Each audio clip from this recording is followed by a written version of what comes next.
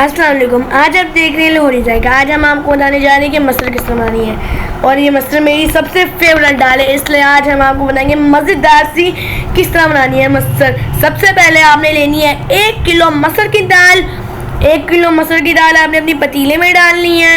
उसके बाद आपने 1.5 लीटर पानी लेना है। 1.5 लीटर पानी भी आपने उस मस्टर के अंदर डाल देनी है। उसके बाद आपने लाल मिर्च डालनी है। लाल मिर्च की हमने 1 बड़ी चमची डालनी है। उसके बाद नमक आपने अपने हिसाब से हस्बे जायका डालना है। उसके बाद आपने हल्दी 1 छोटी चम्मच लेनी है। लहसुन के 3 जब्बे लेने हैं, और इसको आपने थोड़ी देर के लिए पकाना है जब तक आपकी दाल थोड़ी नरम ना हो जाए। अच्छी तरह पकाना है जब तक आपकी दाल थोड़ी नरम ना हो जाए।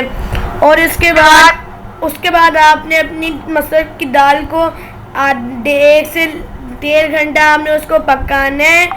और आपने उसको फिर देखना है कि अगर आपको लगता है कि आपके मस्टर की दाल गल चुकी है अच्छी तरह, अगर आपको लगता है वो अभी अच्छी तरह नहीं गली, तो फिर आपने उसमें पानी डाल के और पका सकते हैं। आपको लग गया पक गया तो उसमें आप 1 कप दूध डालें। हम दूध इसलिए डालें क्योंकि उसका दाल का तसीर गर्म होता है और दूध का तसीर ठंडा होता है, इसलिए हम दूध डाल रहे हैं। आपकी मर्जी, आपने डालनी है तो डाल लें।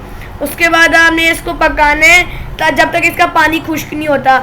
जैसे इसका पानी थिक हो जाए, जब तक इसका पानी थिक ना हो जाए, इसके बाद आपने क्या करना है, आपने इसको अच्छी तरह थिक कर लेना है। और थिक करना है आपने इसको।